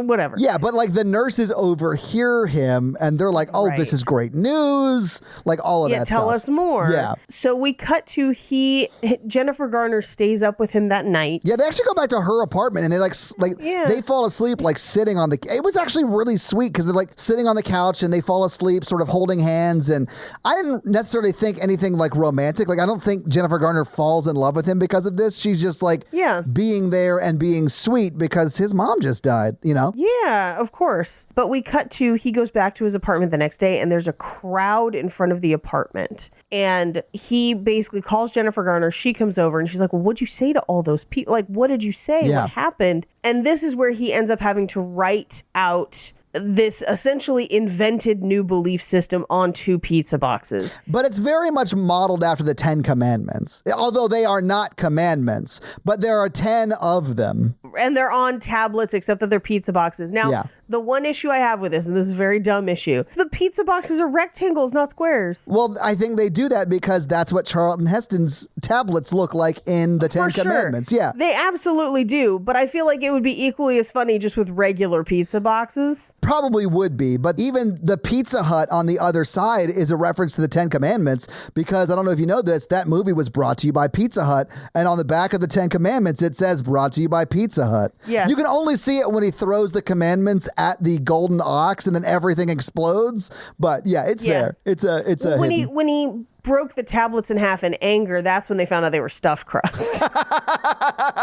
These commandments are filled with cheese? That's how you know they're holy, because it was Swiss. I would describe my relationship with Jesus as personal pan. Not only a personal pan, that means he had to read a bunch of scholastic books to get that relationship with Jesus for free. Yeah. You know how many Goosebumps books I had to read to get that personal pan relationship with Jesus? How dumb did it make you feel as an adult when you're like, oh, they're only like $7? There's so many things like that where I'm like, man, my parents were assholes. Well, just like, if I parse out the hours that I spent reading, but then was paid in personal pan pizza, that's well below minimum wage. Oh, yeah. It's like 20 cents an hour. No, I mean, like I'll go to a store now and I'll like watch kids and their parents fight, and like people's financial situations are different, but I'm like, bro, that is a 99-cent bag of gummies. Like, just like, I mean, I do respect that sometimes parents have to set boundaries so that children know that there are boundaries. You don't get everything that you want all the time. I'm just saying that I was working super hard for something that as an adult, I'm like, oh, if I bought one and immediately dropped it on the ground, I wouldn't even be sad. I just don't think it's fair because like I go to a store and I'm like, oh, I'm gonna get sesame sticks and a gummy pizza and a diet Coke. I love gummy I got pizzas. the toilet paper that I needed for this one trip. Gummy pizza. Gummy pizzas. Yeah. What is a gummy pizza? Todd, You never why had are a you gummy so pizza, Todd? ignorant? Oh my God. I just got yelled at for not knowing what gummy pizza was. He'd only eat one slice anyway.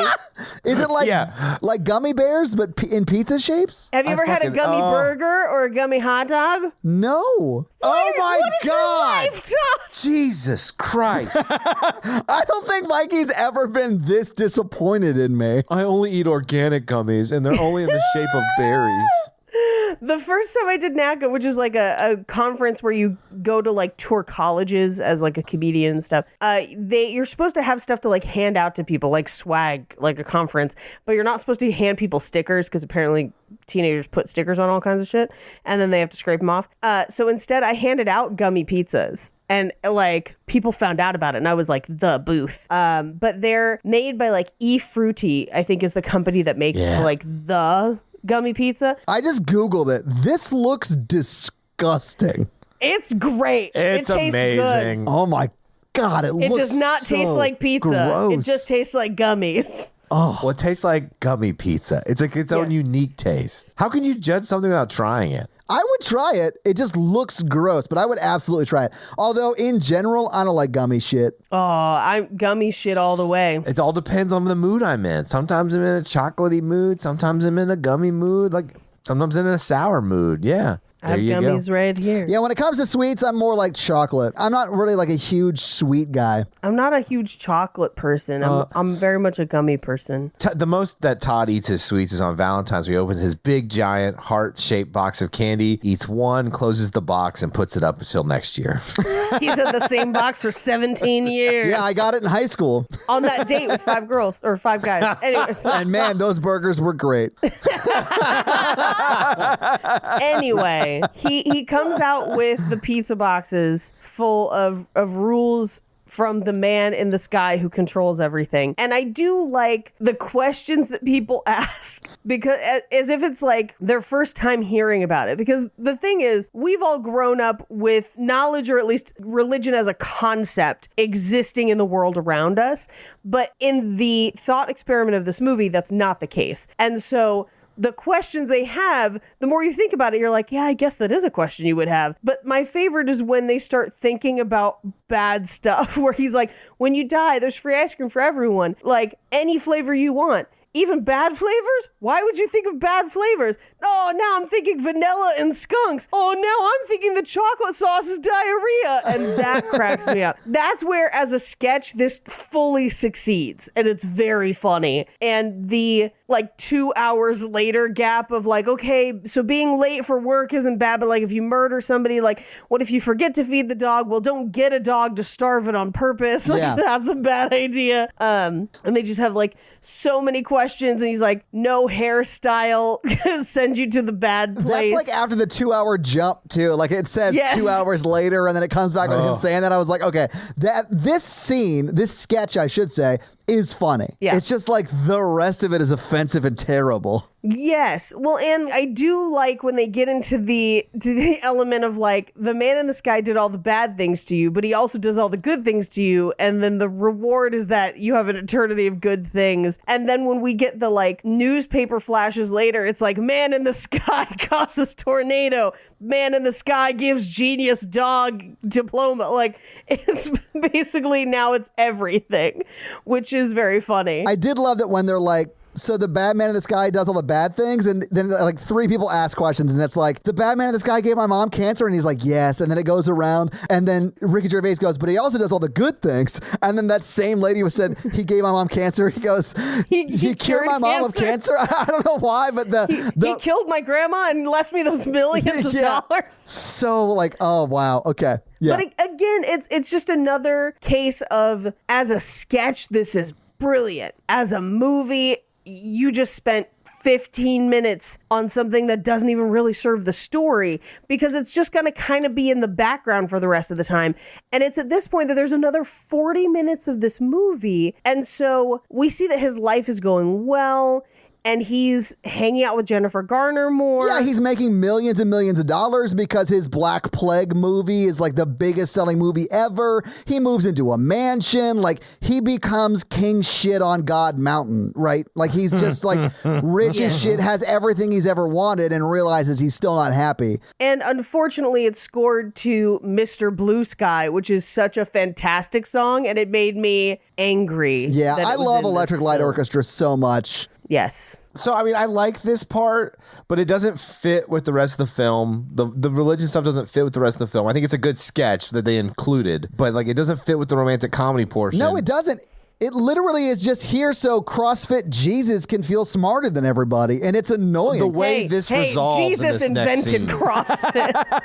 The way this resolves in this next scene it blew my mind watching the movie. Yeah. Yeah. Well, so essentially we cut to he's on a date with Jennifer Garner, and she's admitting that she likes spending time with him. She finds him fun and smart and all of these things, but she can't see past his physical form, and she can't see past anyone's physical form. She's, looking around, and everyone's just a fat loser, 2 nerdy losers, or, she doesn't see past it.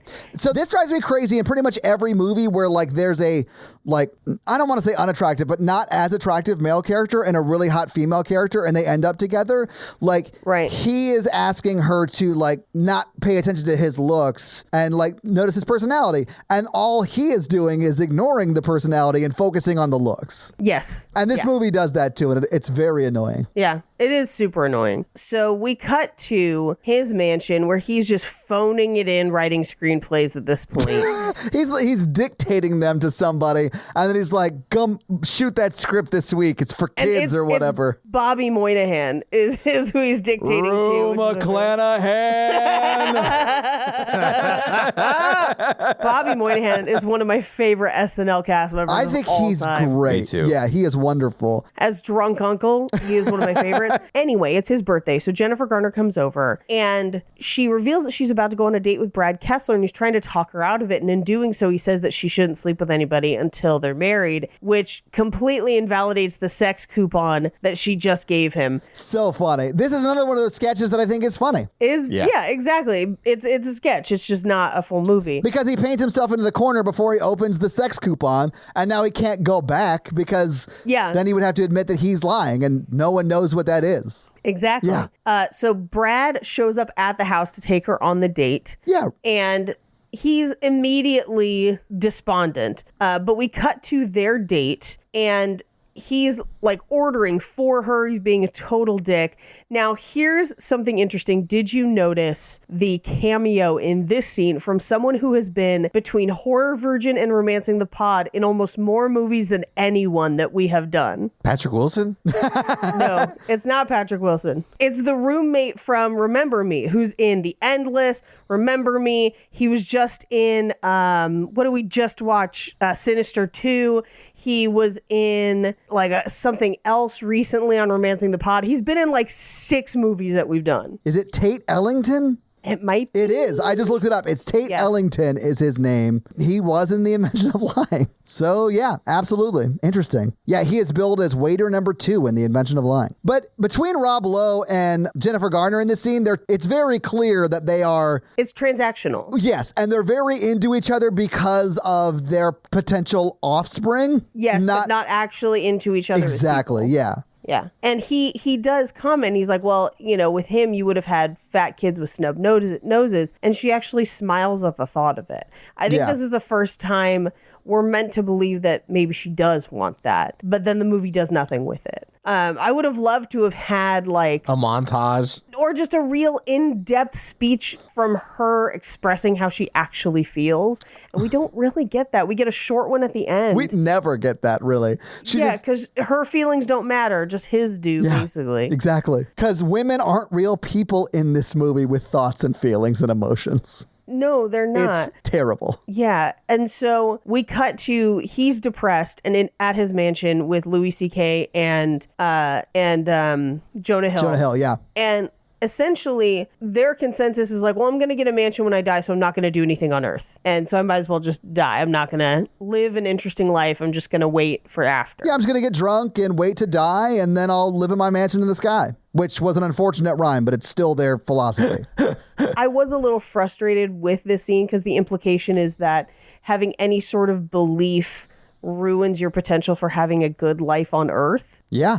Like, Paige. Which is, it can happen, but that's not always the case. I was like, that's kind of a false equivalency, I would say, in this movie, which is full of false equivalencies. But it is one of many that is featured in this movie. But it is another, I think, great example of how Ricky Gervais just does not understand people of faith, and he thinks that they're all stupid, and he wants them to all feel stupid. And I think even as someone who is not of faith, I think that that's gross, mean, and like it's just real shitty. And he made a whole movie about it.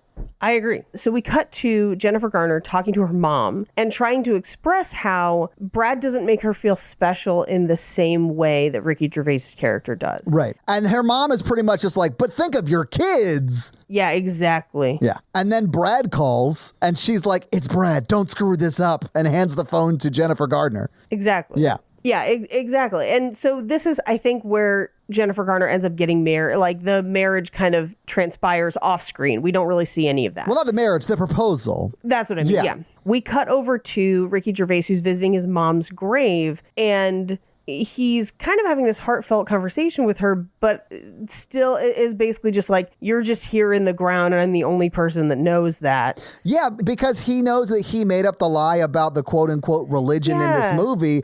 And I think that this is like one of those cases where the person who's writing the movie is making a point they don't think they're making. But like, to me, this is showing that like some people who don't believe in like an afterlife or religious stuff, like are not super happy because they're really scared to die and they're very afraid of mortality. Like that's shit that I struggle with. So when I saw that, I was like, oh, I can resonate with this scene. But I feel like what Ricky Gervais, the writer, is saying is that everyone else is stupid for having faith. And I was like, that's so dumb. Like, right. It's just gross. Like he's the only person living a true life because he doesn't believe in God. He's not living a true life because he doesn't think people can feel until they can start lying. That's what I mean. Like I think, doesn't understand the point he's making in his own movie. I don't know. I don't like vegans, so I get it. So from his mom's grave, we cut to what I would imagine is months later because his hair's grown out. He looks like Jesus. It's definitely supposed to be a visual gag. Yes. And it's Jennifer Garner giving him her wedding invitation because she's like, well, I tried calling, but you wouldn't answer. And the wedding is tomorrow. Please come because it would make me happy. Yeah. And being around you makes me happy. And he says, then why are you marrying him?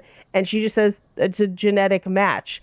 But at this point, I'm like, she clearly has feelings for him. Yeah. I do not understand why she's going through with it. I don't understand her motivation to go through with it. The genetic match for kids is not a good enough reason for me. It's because all women only go after Chad's page. This is where it gets into incel territory. I hated it so much. And I don't understand why a society that, quote, doesn't lie becomes robots. Like, that's not it's a false equivalency. Yes. Anyway, they do decide to go to the wedding. Louis C.K. helps him get cleaned up or whatever. In the interim, so like later that day, Jennifer Garner sees a kid being bullied. Now, this is a part of the movie that I laughed really hard at, despite myself, because they're bullying this little chubby kid. And she says, what's your name? And he says, Short Fat Brian.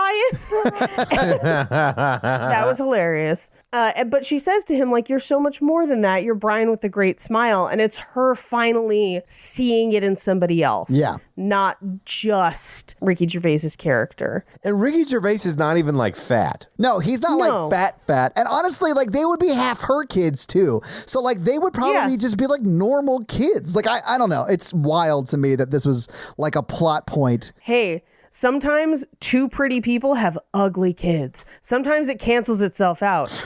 Or sometimes it skips a generation. I mean, or like Teen Wolf. The opposite of it is my original co-host on Cult Podcast, Marie, has a kid and her husband is gorgeous. She's beautiful. And that kid is gorgeous. So like sometimes you really do like it passes it down. When that kid gets carried into the room, it just looks like wind is blowing through its hair all the time.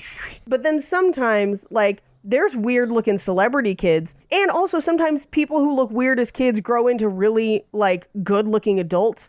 It's all a wash. Yeah. No one can predict it. Yeah. It's weird. If you saw both of my parents when they were like my age, like having kids and whatnot, you'd be like, man, Todd, their future kid's gonna be a dreamboat. And that's just not the way it rolled out for me.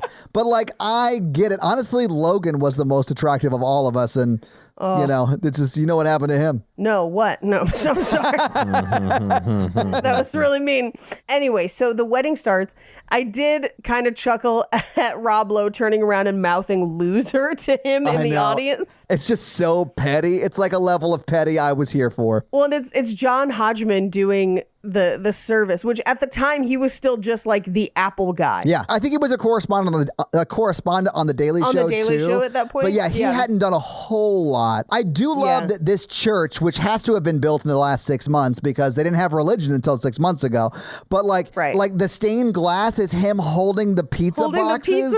I thought it was very funny. That made me laugh a lot. But so this is again one of the very funny It could be a very funny sketch where he's just like mutually beneficial, favorable offspring. Do you agree to stay for as long as you want to? Do you agree to stay for as long as you want to? And she still says, I do. But then he says, anyone who believes they offer something better. Better genetics, I think. Yeah, better genetics. Wild. And Ricky Gervais stands up and he's like, she's my best friend. Like, who says they're better or taller? Like, who says that'll make them better? Yeah. Like, if you really want this, I'll go. And she basically is like, well, tell me what the man in the sky wants. Yeah, and Rob Lowe says that too. Why don't you just like ask the man in the sky what's best for her? And he refuses to lie about it. But honestly, what he also could have done is just he says he wants you to decide. Yes. That would have been so easy. Yes, whatever. Anyway, so he leaves. And then my favorite is Rob Lowe says, are we married yet? Because I have plans this later. afternoon. Yeah. So fun. Just like a great non sequitur. But so she follows him out. And this is where he admits that he lied about all of it. And she's just like, okay. And not horrified. Right? Like, what? And not like, what the fuck is a lie? Yes. What do you mean you said something that wasn't true? Like, I don't understand. But she literally just, her only speech that she gets is, I know what I want. I want little fat kids with snub noses. And he says, then I'm your man. Voiceover. We're happy together. And we cut to, it turns out that his kid can lie. Yeah. And they lie about her cooking to make her feel better. And that's the movie. Turns out being a sociopath is genetic. So having seen the movie, having talked about the movie, what did you guys think about The Invention of Lying? Hated it. I was not a fan of this as a movie. I do think as sketches, there are sections of this movie that are very, very funny.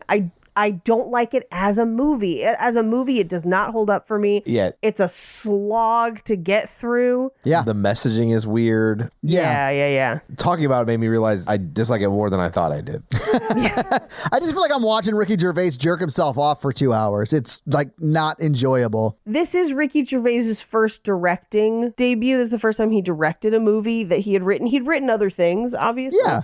And I think that's probably part of it. I haven't seen much that he's directed after this because I don't know, But I think sometimes there is a bit of a learning curve on that first one. And he had the unfortunate experience where he was already super popular when this came out. Yeah. I think for a lot of people, their first, movie that they direct happens when they're not as popular and they get time to kind of learn and refine that different skill set. Like Jordan Peele really had the benefit of getting to direct some episodes of Key and Peele. Yeah. And getting to still not be super famous when Get Out came out. Like, I don't know if you remember when Get Out came out, but people were kind of like, can he do this? He's a comedian. And he had Keanu before that. And so like he got kind of more of a stepping stone version of this. And I think when this came out, The Office was fucking huge and it was unavoidable. Like everyone was going to see it. I'm sure it did really well. And so I think that's a lot of eyes on your first foray into this big of a project in that format. I'm sorry, did you say you're sure this did well? Did it not do well? We'll talk about that. Oh, no. It didn't. It bombed. He went back to England after this, I think. Ooh, yikes. Anyway, Paige, do you have some fun facts for us? I do. Because this is a mythical universe, I don't have any like money fun facts necessarily. But hit us with your fun facts. Gervais Lying fun facts. So he called in like every favor he had to get everyone to do this movie. I am sure. And when he was trying to get Philip Seymour Hoffman to cameo as that bartender, he sent him a message via email that just says, "Dear Philip, will you please appear in my new film? There's very little money involved as I spent the budget on testicular implants, but don't look upon them as my testicles. Look at them as our testicles." And Philip Seymour Hoffman couldn't refuse after that. Now that, to me, is hilarious. Yeah. Like, that's very funny. And The Office is very funny. There are things Ricky Gervais has done that make me laugh out loud. Yeah. And so I fully understand everyone signing on to this thinking it was going to be amazing. And because it's broken up so much, I think most people only saw their scene and were like, this is a great sketch. Yeah. Like, this scene on its own is funny. So there was an additional scene that gets removed, then gets added back for the DVD where both Ricky Gervais and Louis C.K. play cavemen, which is why Louis C.K. doesn't have a beard in this movie. Okay. They made him shave it. Yeah. And he looks strange. He does look strange. It's, yeah. When the movie came out, they actually sponsored an online Photoshop contest to basically take the theme of the movie and the poster and to Photoshop it to be a lie. So, like, try to make a fake movie poster that lies to the audience about this movie. So, like, take the photos out of it and put our faces in it? Yeah, or, like, write directed by, or just, like, shameless self-promotion by, like, to kind of, change up little stuff.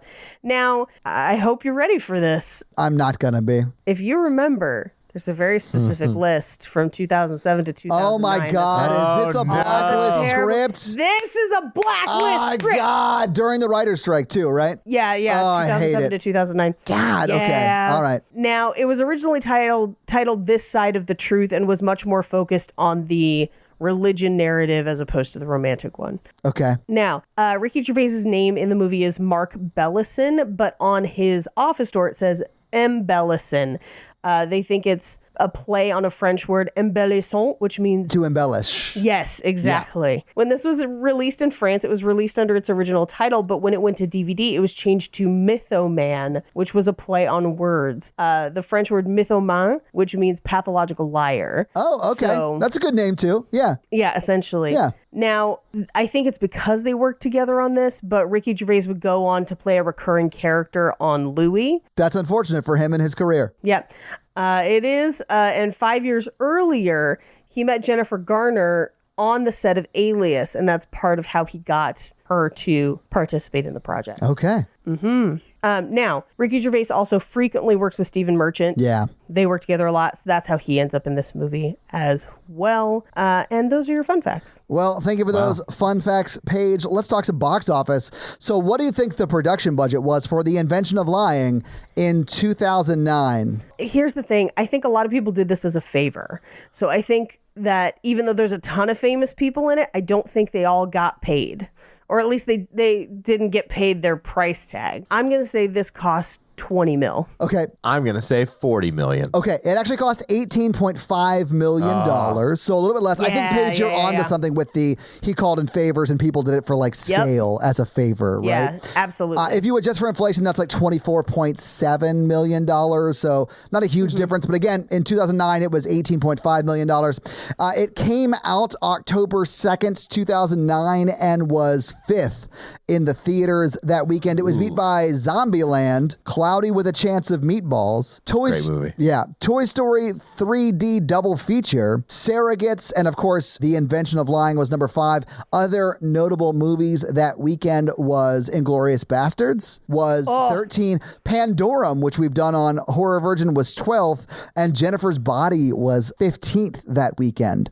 So that year, I definitely saw Inglourious Bastards like 7 times that year. Yeah. It was in theaters for a long time. It was.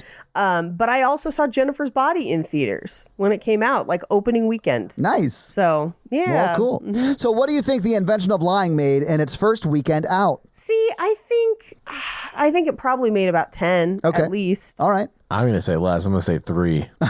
It's in between there. It made $7 million in its first weekend out. And it was in the theaters for another 10 weeks. So 11-week total run in the theaters. It obviously never did better than its first weekend. But what do you think it made total domestically? I'm going to say domestically it hits 25. Okay. Mikey, what do you think? I'm going to say 20. All right, it made $18.4 million domestically, so just under its budget. And something else that surprised me, internationally, it made 14.2. I would have thought, because Ricky Gervais is from the UK, they tend to be less religious than Americans are, that it would have done better in the UK than it did here, and it just didn't. Smaller market. It is a smaller market, but he's a huge star there. I mean, he was a huge star here at the time, too. So maybe it's a sort of a false equivalency to use the problem with this movie as an example here. But so that puts the total worldwide box office up to $32.7 million.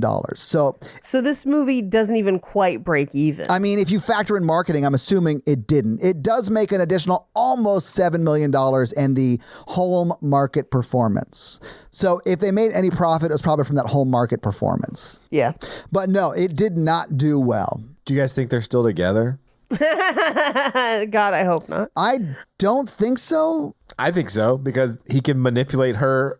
He can manipulate rings around her. He trapped her. He's got 2 kids with her. Yeah, I'm going to say they are, but it's not good. That's bad. I hope she gets out and gets free of this, CrossFit atheist.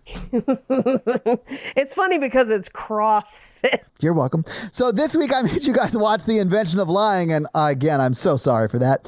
What are you guys making us, or Mikey, it's your turn, right? What are you making us watch next week? So I was like, okay, do I want to do something weird? We're not quite in summertime where I'm going to do like science fiction-y time travel, weird summer stuff again. Okay.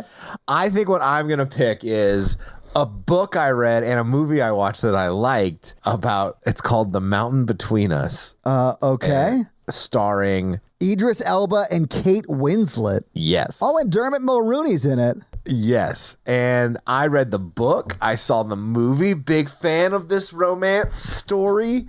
Okay. They are in a plane crash. It's a survival I remember romance. This. Okay. I remember when this came out. Yes. Can I please read the IMDb description? Yes. Stranded after a tragic plane crash, 2 strangers must forge a connection to survive the extreme elements of a remote snow-covered mountain.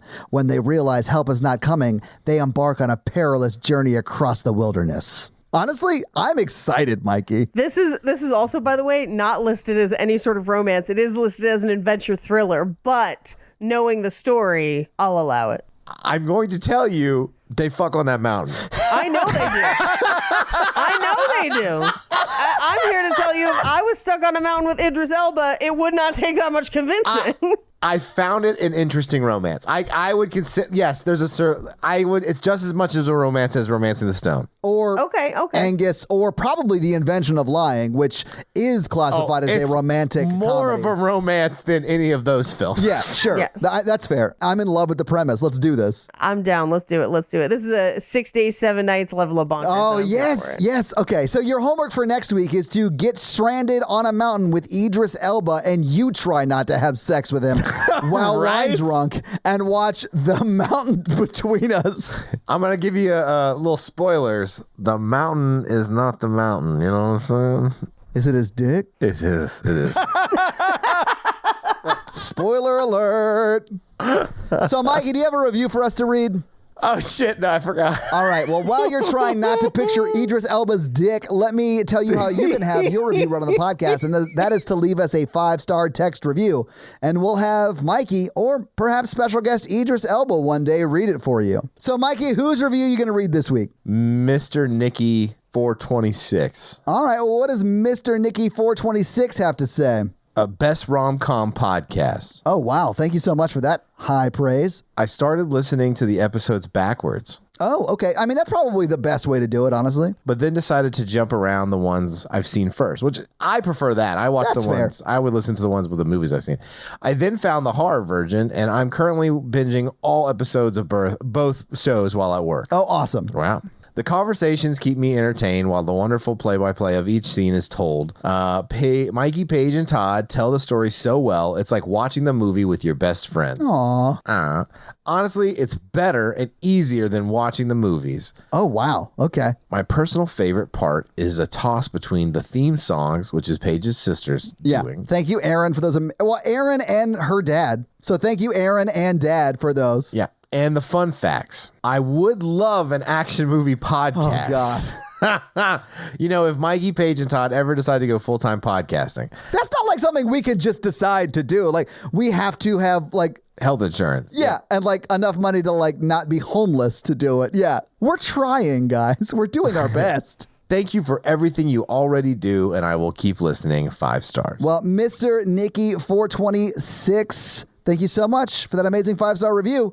And we'll keep trying to become full-time podcasters so we can get you, Can I Get You Cunts an Action Movie podcast. Yes. So, guys, if you like this power throuple that we have here on this podcast, make sure to check out our other podcast, The Horror Virgin. And that is the only other podcast that Mikey and I are on. But Paige gets around, and she is on 2 other podcasts, Black Card Rehab and Cult Podcast. So, guys, definitely check out those because they're amazing. If you want to follow us on social, we are at Romancing the Pod Show. Yes. on Instagram, and we are at something else on Twitter, who I just have never taken the time to learn It's just Romancing Pod Show, because they have a character limit, and it's show, SHO, like Showtime. So guys, check that out as well. And if you want to follow us all individually, Paige is at Rampage Wesley everywhere, including TikTok, except for Twitter, where she is at Paige Wesley. Mikey is at MRandolph24, and I am at Todd J. Awesome everywhere. And guys, we got a P.O. box. So if you want to send us some love letters or whatever you might send to a P.O. box, it's actually not a P.O. box. It's like a regular street address. It's pretty awesome. It's 6688 Nolensville Road, number 108-34, Brentwood, Tennessee 37027. So send us some stuff. Yeah. That's going to be it for us, you guys. I'm Paige. I'm Mikey. And I'm Todd. And you complete us. To completion. I'm not lying when I said that would be a good time. Mikey, you can't lie. That's right. That's how you know it's real. Bye, CrossFit atheist nerds.